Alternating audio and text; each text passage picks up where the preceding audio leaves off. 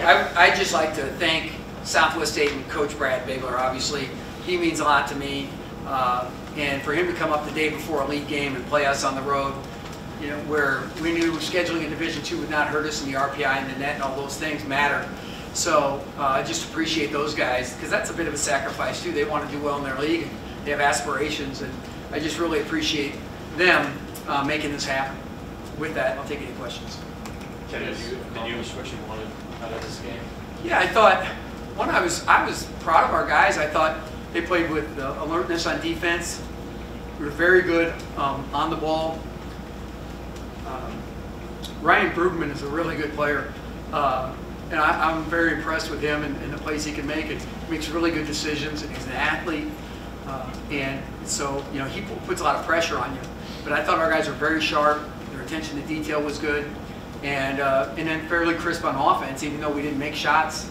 You know, the first half, I thought we gradually got better as the game wore on, and shook the rust off, so to speak. Then how do you think you guys handled the flow of the game today? Say that. How do you think you guys handled the flow of the game today? Yeah, well, it was a fast game. You know, I mean, hour 32 or whatever it was. And so I thought things were good. I thought early, you know, we got a little bit, too many dribble twos, like trying to get too deep, you know, and not really just trying to bust through our one guy or whatever it might be. We weren't reading plays and do those things. So I thought that got a lot better as the game wore on. And we shot the ball fairly well. That was important for us. How'd you feel like Tanner kind of stepped in? Yeah, Tanner was great. Tanner, you know, he got us extra possessions at the beginning of both halves. And that first group, really until I subbed, it was pretty sharp. I think it was 12-2 or whatever it might be. And Tanner was a big part of that because we miss a shot, he gets it, he gets it. And you know, Tanner's got better feet than I think people realize. I think that's from the old offensive line days at Gothenburg.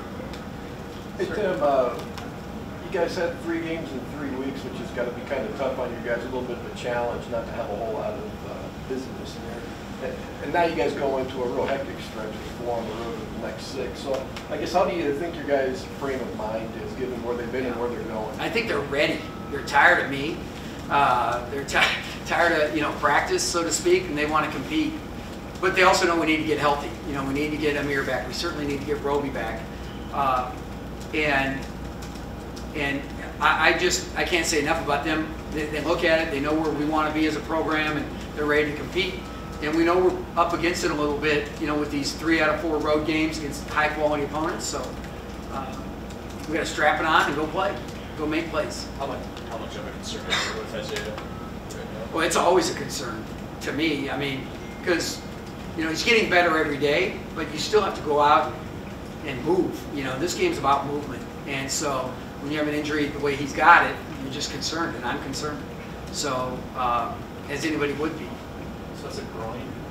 Right? Yeah, but groin. Confirmed. I'm not a doctor, I just play one in the press conference. But I think it's a groin. Was the non-con a success?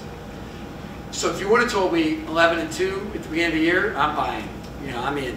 I'd be really happy with that, and I am. I feel like there was, you know, some efforts out there we could have played better, but all in all, when you look at the collective work, it's good play, and I'm really happy for the guys. When I see Glenn out there playing the way he is, you know, I can't hope for enough good things for Glenn Watson. Coach, I know it's not the first time you've gone up against Brad Bigler, but what's it kind of like to coach against someone that you've coached for 4 years? What kind of mind games go into that? Well, you know, I've got great admiration for Brad. He was a huge catalyst for us flipping that program, and now to see him in charge of it, you know, I really admire him, and he does a very good job offensively of making it, putting you in difficult spots. So the good part is we knew we had to be really alert defensively, had to be ready to go, because we were going to have to handle difficult actions, just like you would against anybody in the Big Ten. And so his quality is there, you know. And you know, there was a few years ago we were down 4 at halftime with his guys when he had the Miller kid and some of those other guys at it, and he ran great stuff. So I admire him. I'm just proud of him. And Southwest in Marshall, Minnesota, is a special place in my heart. They gave my family an opportunity. That's where my daughter was born, and so it was. We lived on Washington Avenue right there, and had a great time. And so it's fun to see those guys do well. Kelly Loft, you know, I'm glad he's not on the radio anymore, giving his 2 cents. But other than that, it's just awesome to see everybody. Is there anything from the non-conference that you learned about your team that you weren't sure about heading into the year? I'm feeling better about our depth.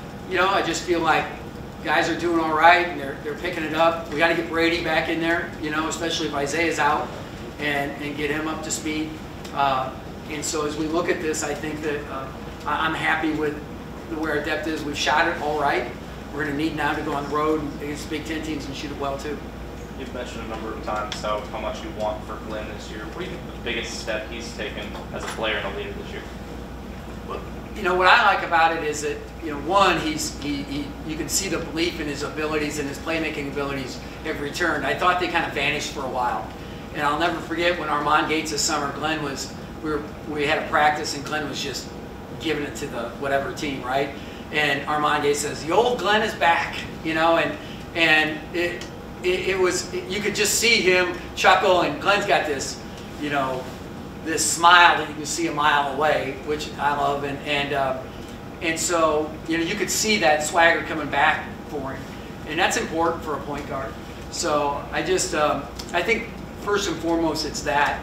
Second of all, you know, from where he came in to where he is now defensively, he's a terrific defender. He allows us to stay in and not have to get out of threes with his ability to defeat ball screens and stay quick and do those things that it's really important. You know, like I always equate a great defensive point guard and a shot blocking center is like being strong up the middle in baseball. You got your great pitcher, your catcher, your center fielder, your second baseman, and shortstop. And, you know, that's what I feel like with our guys out there. Anything else? Anything else, Coach? Thanks. Good.